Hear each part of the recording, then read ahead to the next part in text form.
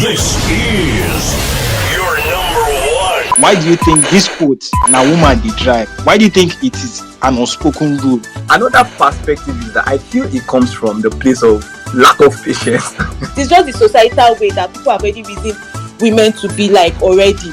There are many times that women drive way better than men. I want us to separate this superiority thing that you're talking about. Men are always in a haste to bypass rules, while women will always want to follow rules. If you're learning how to drive, you're expected to get your learner's permit, which will cover you for a period of 3 months. Flick Play is the latest feature on the Flickro app. We thought that, users should be able to score points when they use a particular service or a particular feature. Most of the times when I see them tow these vehicles, they use very strong ropes. You're listening to only the best automotive podcast in Nigeria. All right, it's another beautiful Saturday afternoon. Yes, welcome to the Flickro podcast. This is a podcast or a space where we talk about everything that has to do with automobile, the automobile industry, the automotive industry, and everything that it entails. So yes, welcome. The brand is Flickro, and you can as well follow us on our pages, on our social media pages at Flickro on Instagram and LinkedIn, and at That Car Fixer on Twitter. All right, today we have a guest that will be doing justice to our topic today, and today we will be talking about electric vehicles in Nigeria, challenges and opportunities. Yes, that's what we'll be talking about today. Electric vehicles in Nigeria, challenges and as well as opportunities. And then we have ourselves the pleasure of having the number one global automotive journalist YouTuber in our midst today, and I believe she'll be doing justice to the topic of discourse. Ride with me. Is that ride with me or ride with me? All right, welcome to the platform. Welcome to the show. Hi, good afternoon. Yes, I am. Apologize for not responding earlier. No problem. All right, so welcome to the podcast. It's nice to have you here. Straight off, we will be jumping straight into it. As people join in, they get to join the conversation. All right, straight off. So today we're talking about electric vehicles in Nigeria, the challenges and as well as the opportunities. But first of all, I want us to have like a background understanding of electric vehicles. So can you give me your own definition of what you think are electric vehicles? Okay, so electric vehicles are basically your regular day-to-day cars, but without the mechanical engine. They're powered by lithium battery packs, function on those. They do not use fuel of any kind. They work like your phones, just like your phones, but on 4 wheels, basically. I like that. They work like our phones on 4 wheel. Okay, so do you think there has been a lot of things happen, and when they come to Nigerians, we tend to misuse things. So do you think the electric vehicles coming into Nigeria is going to add a lot of more positive value compared to negative, as the case may be? Yes, it's basically bringing in just another car, but with another power source. So I don't think there's anything like Nigerians misusing electric cars. Nigerians use cars already, and we've used phones for decades, right? So it's just one of those other things that we use every day. There's nothing too technical to it. All right. So now there's a talk about electric cars. There is a talk about how technology is revolutionizing the world, and how a lot of things are actually coming in pretty fast. They are now super fast cars. They are now different things that electric technology has used to improve our lives, basically. Now, why electric cars now? Like, why is it coming now? Why is it, do we need it now? That there could be a question like that. That is important now for us in Nigeria, because a lot of people would argue that let's be managing our fuel like that compared to talking about the electric, that's the power supply in Nigeria, and how it is not really on the friendly side. So do we think electric cars being introduced to Nigeria right now is like the right decision? Personally, I don't think there's ever going to be the right time. I think that things can just be introduced and we find a way to make those things work and adapt. Basically, there are other ways to power or charge your electric car that are not dependent on the country's power supply. Okay. Yes, that's the first thing to note. All right, so that will lead me to the next question I would like to ask. What do you think are the key features and technologies of electric vehicles that make them suited for Nigerian roads and as well contribute to the climate conditions? I don't think there are any particular features in this context per se. These cars were not built with Africa or Nigeria in mind. Of course, we have the Hyundai Kona, which a few years ago was assembled and launched in Lagos and in Abuja. That was built based on what the Hyundai Kona in Asia was built for and how, right? So the only thing here I'd refer to is not even a technological feature. It's more of a carbon emission. Okay, which is the same thing globally, right?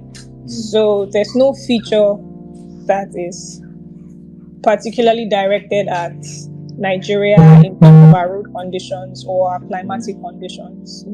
They were built to suit the world, and everyone can use them. They're just like your regular vehicles. For example, let's look at the high-end luxury cars that are built by very expensive, very notable brands.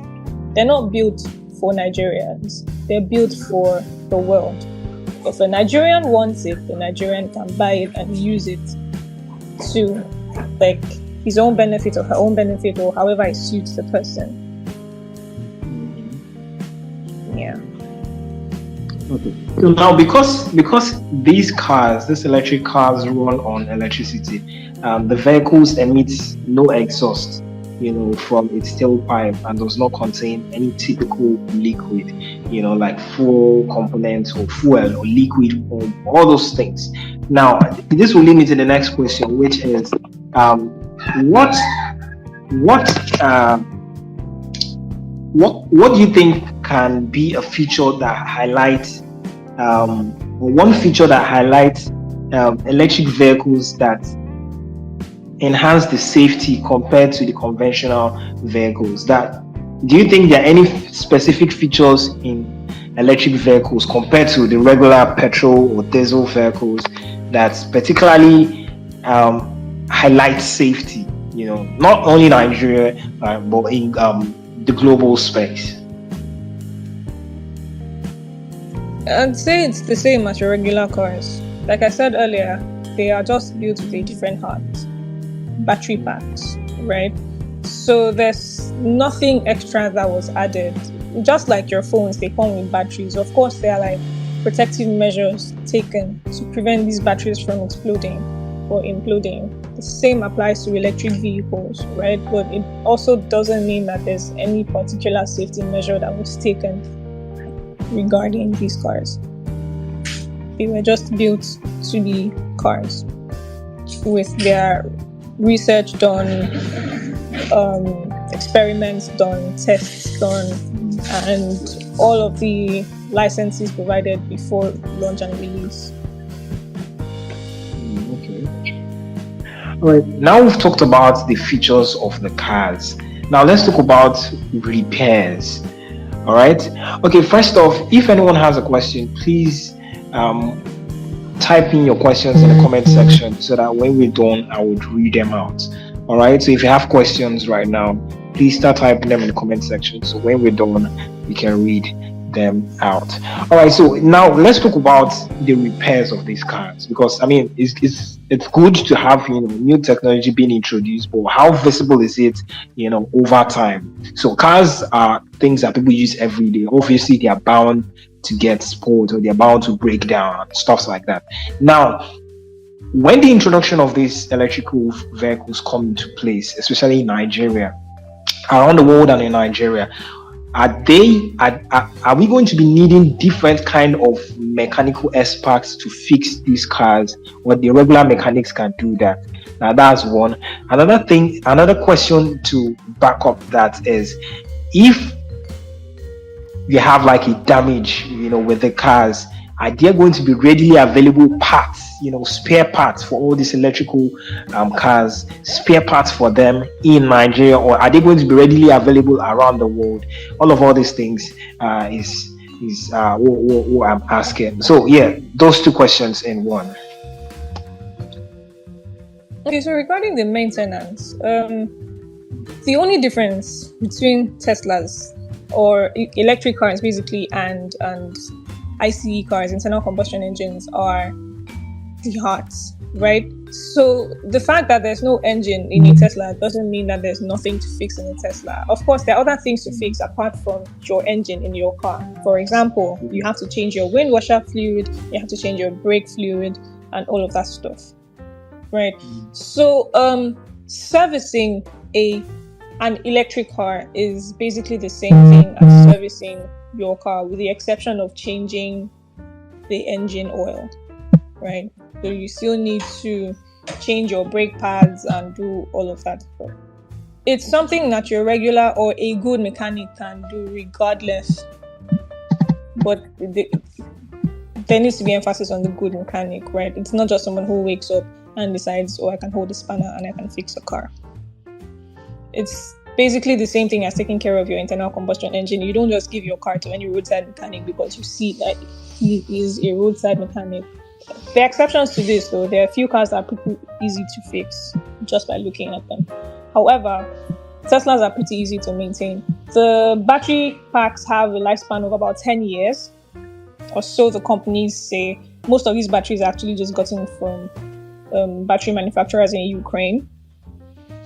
And that's like, they all just come from, because that's the only place where battery packs of this capacity are being developed at the moment. So yes, I'd say they're easy to maintain. I don't think there's anybody who actually, unless you're keeping a car for a particular reason, I don't think there's any reason anyone will be having a car for 10 years. So by the time the car gets to, the battery pack gets to that point and someone has the car at that time, I'm pretty sure that provisions will be made by the manufacturing companies to change these batteries. I'm pretty sure there's a plan laid out by all companies that have started manufacturing electric cars. What was the second question again, please? All right, so the second question is, are there... Okay, so the first question is what you just answered. The second question is, are there going to be spare parts? Yes, spare parts of those cars. So you talked about the battery, yeah? And how it lasts for about 10 years. Well, I mean, other different parts of the cars that may be needing repairs, are they going to be readily? I mean, those ones that are not that are specific to just EV vehicles or EV, are they going to be having specific spare parts that will be available globally, or or are they going to be similar to that of the normal cars on the road? So it's, at the moment, all over the world, yes, there's been demand for EVs, but the demand has also been still very low. For example, I'm going to use Teslas because they're the most common. Teslas at the moment have been manufacturing cars but they haven't quite considered the market, right? So they don't manufacture parts for these cars except on order. I remember there was this issue with a friend who owns a Model X. He was parked on 3rd Mainland Bridge, and I remember that time the internet went bonkers saying that his battery died on 3rd Mainland Bridge, but that wasn't the case at all. What rather happened was his tire exploded due to overinflation. So he lost the tire, the rim was damaged, and the bumper. It took almost 7 months to get that bumper from Tesla. Because it was difficult. First of all, they don't even have, like, at the time, they didn't have a customer care, like, service or part of the company, right? It was very difficult to reach them. Then when we were able eventually to reach them, to order the parts was difficult. And then we had to wait for them to manufacture and to send. It took almost 7 months to get it done. And this is something that is supposed to be readily available. However, their mode of operation will be different from others. The only difference between now and later in the future is there's low demand now. The more the demand arises, the more the spare parts will be made available. It's just like new ICE cars coming up. I'm going to use the ones that we're familiar with. Geely, for example, in Nigeria. Shangan, MG, these brands. They don't have spare parts in the market because these are new brands. But over time, as they become more common on the road, as their demands increase, spare parts will be made available. You're listening to only the best Automotive podcast in Nigeria. All right, so thank you very much. You spoke a lot, you spoke exhaustively about Tesla and the Tesla cars and electric cars that Tesla has been making. Now, do you think that, or how do you see electrical cars, how do I put this now? Now that Tesla is producing a lot of electrical cars, yeah, how visible is it for other brands or other models? You know, because for me, there are different cars. I believe there are different models of electrical cars that are out there. There are the BMWs, there's Audi too. Toyota does Toyota RAV4. Yeah, they also have an EV for that. They also have other models, but there's a lot of push towards Tesla. Now, is there a particular thing that you think that Tesla does better that the other regular EVs don't do or are lacking? Okay, so to correct something, there's no RAV4 electric. So the thing is, Toyota, for example, has been making hybrid cars. Hybrid cars are cars that have both the internal combustion engine and like an electric battery pack to assist the power. The result usually is more fuel economy. Right, so that's what Toyota has been producing for a very long time. Toyota only just joined the EV market, and at the moment they just have one car. Lexus too has one. Both are crossovers. Regarding like your question, Tesla was the first to start. Oh no, actually, to start it. The first company that started it was Porsche, all way back in the day before, like when our parents were still youngins. But it was a project that never really continued. Tesla, however, picked it up in the year 2008, released a Roadster and picked it up a few years ago, then launched and released the Roadster in 2009 and 2010, the very first Roadster. The reason Tesla is more common is because they're the first to do it and they've been doing it in like mass production. Other companies are just picking it up. It's difficult for a company to just transition from internal combustion to fully electric. So other companies are picking it up. After Tesla came Porsche with the Taycan. Now in Europe, the Porsche released the Taycan Turbo S before they released the base Taycan.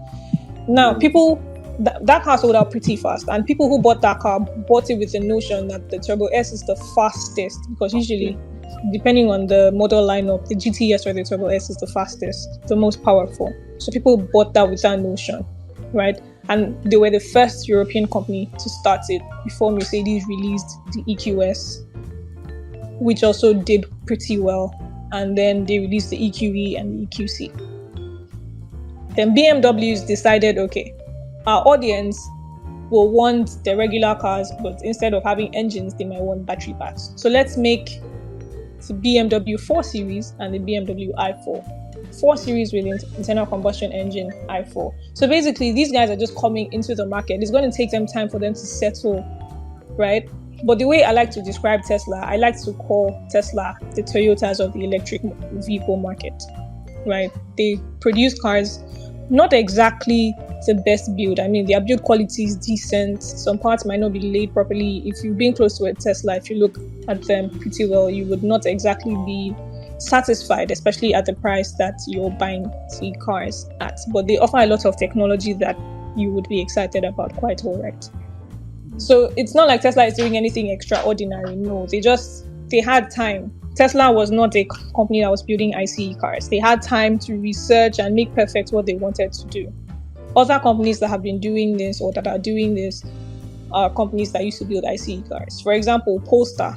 Polestar came up after Tesla, before Porsche released the Taycan. Polestar is Volvo. It's Swedish. Exactly. So what they are trying to do is they were trying to figure out how they could build better cars than Tesla and still retain their mark as the safest cars in the world. That's not something that they've completely figured out, but that's something that they are still working on. It's their goal to reach. So Tesla's the longest because they've had time to research and perfect things. And that is why their battery packs offer, it's like, let's just call them the most fuel economical of all the EV brands. Right? But others offer you better build quality, better driving dynamics, and all of that stuff. Tesla just offers you tech because, I mean, Elon does have a lot of ideas in his head. He wants to build another Earth in Mars. But that's a story for another day. Thank you very much. I just went online and I verified that there's actually a Toyota RAV4 electric vehicle. They actually stopped production in 2014. There were two production class here. So there was from 1997 to 2003, and then there was 2012 to 2014, and then they stopped September 2014 to be precise. They worked with Tesla, and they worked directly with Tesla and Panasonic to develop the second generation RAV4 EVs. So yeah, there was that. This will lead me to the next question I would like to ask. That now let's bring it back home to Nigeria. Let me ask on a lighter note. Do you have any specific, you personally now, all right, ride with me, do you have any specific electric vehicle? If you have the money to buy, do you have any specific electric vehicle that you would love to have? Oh yes, definitely. I'm a German girl. Yeah, I love the German. Exactly. So I would most likely be going for the Porsche Taycan, strictly for the driving dynamics. But of course, if I can get that much power in a smaller shell, if they're able to produce a car that puts out that much torque in a smaller shell, I would definitely pick that. But it would stick with Porsche. Okay, but it will still be Porsche. It would still be Porsche. Have you seen the Audi e-tron GT? Yes, I've seen the Audi e-tron GT, but Porsche and Audi are cousins. Okay. All right, so that was it for that. Okay. You said what? Continue. Oh, okay. Hey. Well, no, I was saying like Volkswagen owns Porsche, Audi, Bugatti, Lamborghini, and other companies, right? So whatever you see in the Audi e-tron was definitely taken out of the Taycan, and the Taycan is still and will be better than the e-tron GT. Okay, that's they're just like Toyota and Lexus. So Audi is Toyota in this equation, and Lexus is Porsche, or Porsche is Lexus. Okay, okay. Let me not drag the argument because I could argue that with you, but let's not drag the argument. All right. So on another note, let's bring it back to Nigeria and talk about the affordability rate. Now, what are your thoughts concerning how the affordability and accessibility of electric vehicles in Nigeria, and how can we make the electric vehicles more affordable? Obviously, we know that the electric vehicles, like you have to like break the bank, it's actually expensive, to buy and also maintain. So what's your thoughts on the affordability and accessibility rate? And yeah, in Nigeria. For this question, it's actually highly dependent on the manufacturer. So the reason that the cost of production of EVs is actually higher than the cost of production of internal combustion cars. Yeah, true. Solely because of the battery packs. They're not exactly very cheap to produce, right? But if there are more countries with lithium and those can build or create industries for the manufacturing of these batteries, they won't have to be so dependent on just one country producing these batteries, right? They will tend to be cheaper. Over time, this will change, like I said, due to like high demand or as demand increases.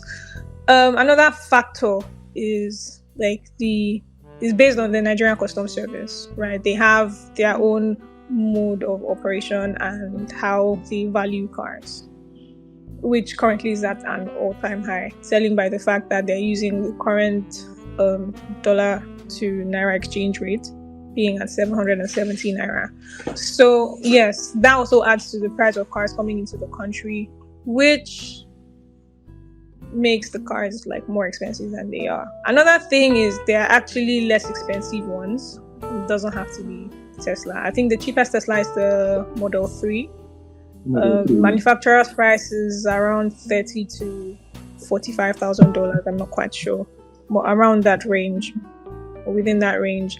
Now, by the time you buy this car as a brand new unit or the foreign used unit, you bring into the country, you pay the custom duty fee and all that stuff. Like that pretty much sums up the value of these cars. So there's nothing that we can really do to affect or change or reduce the prices or costs of these cars, except it's something that comes from the custom service. Oh, okay. So it means no matter what happens, electric cars would always be expensive. I mean, if you're going for electric, I feel like electric vehicles and luxury vehicles. That's what I feel. Though not necessarily.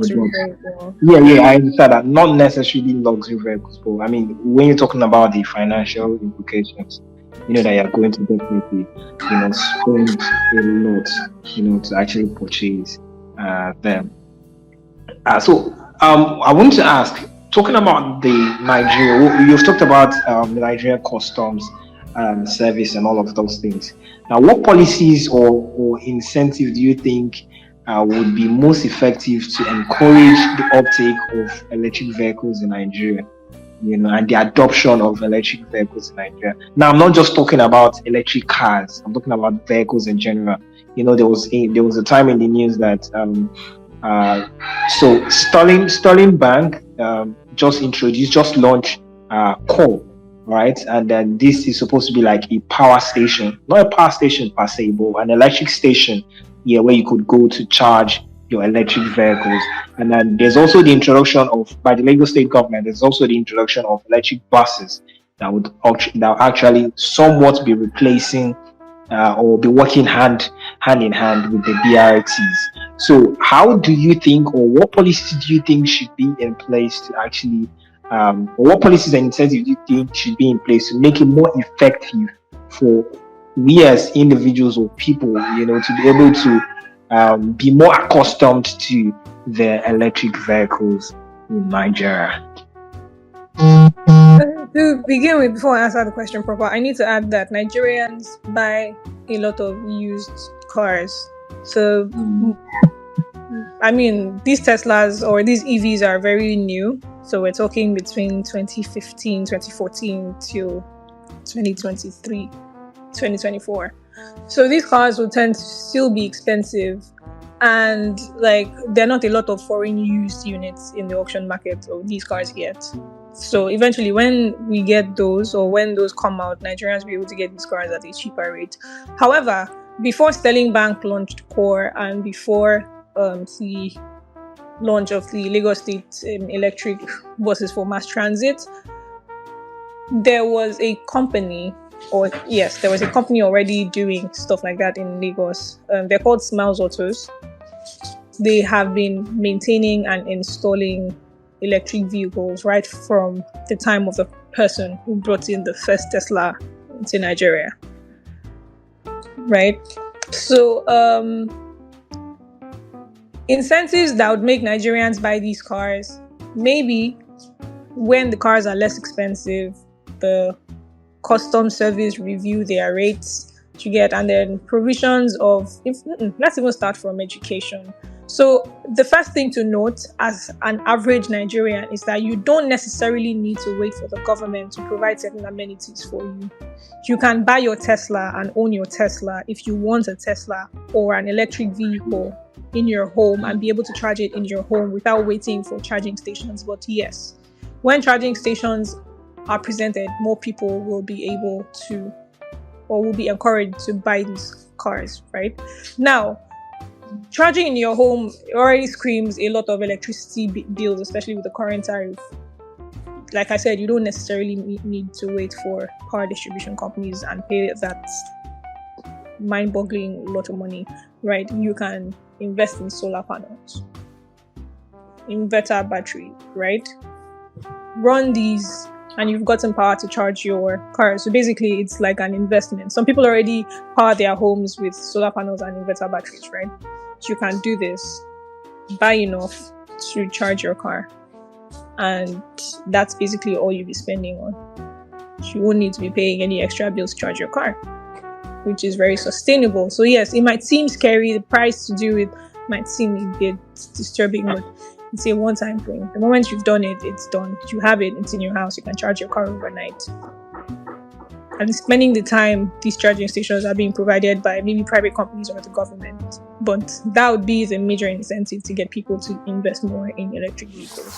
You're listening to only the best Automotive podcast in Nigeria. The Nigerian factor to it and the way things are, which would affect the way people relate with particular kind of, new technologies, basically. Talking about the electric vehicles, right? So this will lead me to the second to the last, or the last question I'll ask. So please, I'll open the phone lines right now, and if you have any questions, I say phone lines.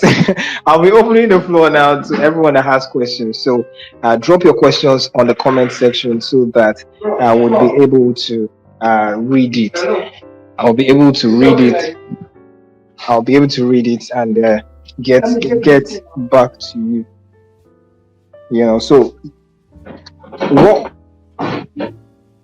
the last question is, what do you envisage is the future for electric vehicles in Nigeria, and what are the untapped opportunities that can drive sustainable mobility and environmental progress, as a result of electric vehicles? It's still, my response would be the same as before. Providing what you need to be able to sustain an electric car. The potential of these cars thriving in the Nigerian ecosystem is basically the same, or not exactly the same, but it will move at the same pace as it would in any other developing country, which technically will be slower than in the developed countries, right? So yes, there's great potential. It all just depends on the individual. If you want an electric car, there's no reason you shouldn't have one.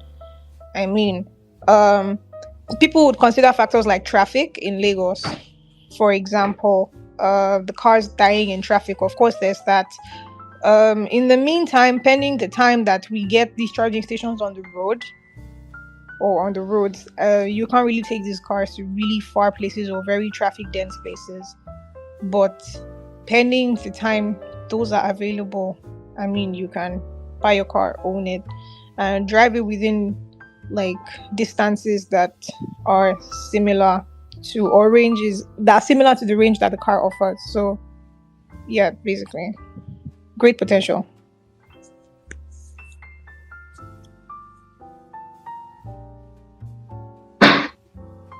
All right, thank you very much. Okay, so I'll reading some questions that a few people have dropped, and then we'll take it from there.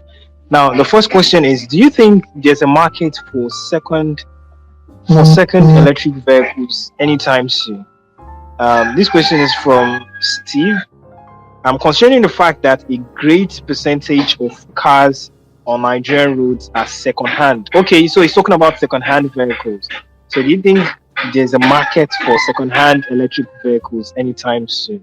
And yes, so that's the question. Okay, yes, there would be, but it would take a while because these cars are still new. So it would take a while for someone in the other countries, or basically anybody who buys a brand new unit, to be able to use to their satisfaction and then decide they want to sell. Right? So it's just time. It's going to take some time, but yes, that would happen eventually.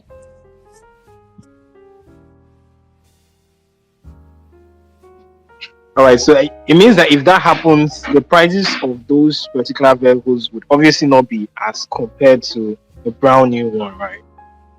Exactly. Yeah. Okay.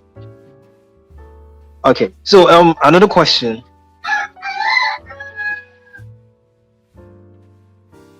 Okay, so please. Okay.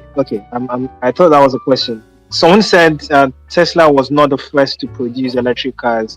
They are the first to modernize it, not the first to produce it. Rika Electric Car Company was the first. Okay. This is by Mega Fin. I don't know which company is Rika Electric Company, but I would check about it. So yeah, one more question. If anyone has any other question, please drop it in the comment section, so that we'll be rounding off very very shortly. All right. So now on a lighter note, what popular EVs have you seen on Nigerian roads? Are there any popular EVs you've seen? I mean, apart from the Tesla that you've mentioned in since, any other EVs that you've seen? Okay, even if you've seen Tesla, you can mention. All right. So any popular EVs that you feel like have saturated the Nigerian roads, from now?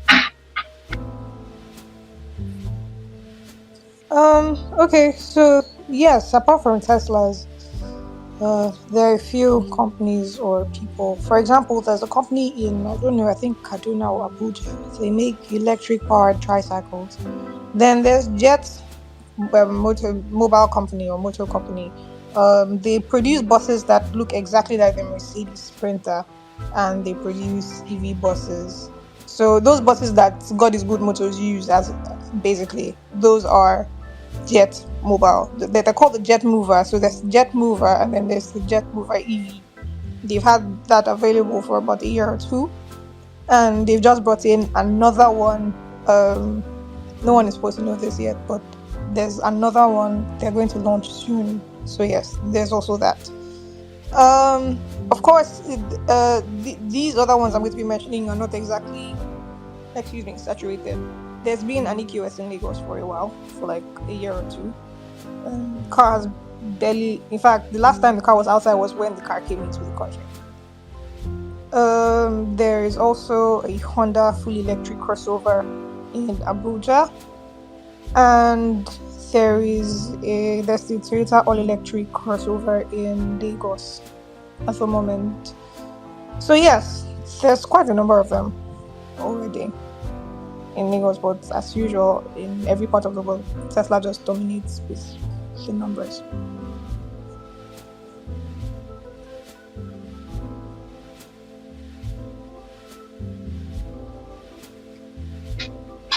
Right. So thank you very much. Does anyone else have a question to ask?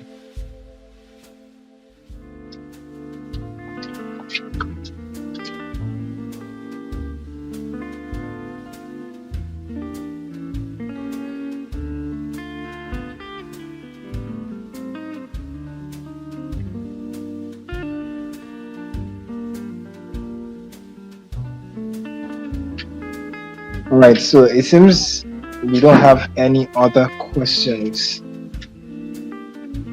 So we've talked a lot about electric vehicles and electric cars. But lastly, before I call it today, because it seems like there's no question else, what do you see as the future for electric vehicles in Nigeria in the next, say, 2, 3, 4, 5 years? The future of electric vehicles in Nigeria. I think it's something that would be better eventually with time, as with everything else. Obviously, in the next 2, 3, 4 years in Nigeria, you'd see more EVs on the road, depending on how the country goes, right? But judging by the nature of the standard of things right now, there should be more EVs. There are even currently e-bikes in Nigeria, like not like e-motorcycles, not electric powered scooters. There are electric powered scooters, there are electric powered bicycles, there are electric powered motorcycles in Nigeria already. So yes, we're going electric, right? There's this particular brand that sells electric powered motorcycles. They're called Siltec. The office is in BI. So yeah, we're going. It's something that people would adopt and get used to over time. It's just a few people are not. They're resistant to change. A few people are resistant to change, but there are also people who are really enthusiastic about this. And judging by the current fuel price, I mean, it's something that people would really love to go for. So yeah, we should be seeing more of the roads with time.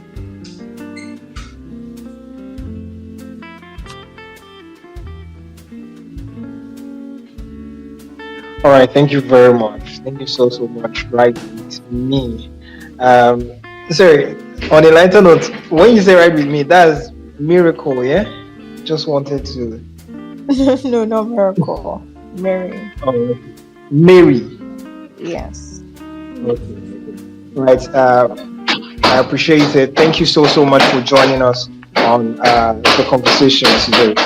Thank you so much for joining us. Yeah, so today's topic was electric vehicles in Nigeria, challenges and opportunities. And we had a guest ride with me. She is. I like the way you said this in your bio, and I'll keep on reading it that way. The number one, yes, the number one global. What's it now? The number one global journalist, automotive journalist YouTube, yes, in Nigeria. Yes. All right. Thank you very much for coming on, and a big thank you for everyone that's listening in. Yes, make it a date with us every 2 weeks, yeah, as we talk about automotive content, the automotive industry, and cars in Nigeria and in the global space. All right. This is Flickroll. You can follow us on all our social media platforms at Flickroll, on Twitter at @carfixer. All right. My name, they call me the radio paragon, the mic verbalizer, the radio lover boy. My name is Joshua Ikenye Mercury. Many thanks for staying tuned, and good afternoon. Happy weekend. This is your number one. Why do you think this quote, "na woman dey drive"? Why do you think it is an unspoken rule? Another perspective is that I feel it comes from the place of lack of patience. It's just the societal way that people have already reasoned women to be like already. There are many times that women drive way better than men. I want us to separate this superiority thing that you're talking about. Men are always in a haste to bypass rules, while women will always want to follow rules. If you're learning how to drive, you're expected to get your learner's permit, which will cover you for a period of 3 months. Flick Play is the latest feature on the Flickroll app. We thought that, okay, users should be able to score points when they use a particular service or a particular feature. Most of the times when I see them tow these vehicles, they use very strong ropes. You're listening to only the best Automotive Podcast in Nigeria.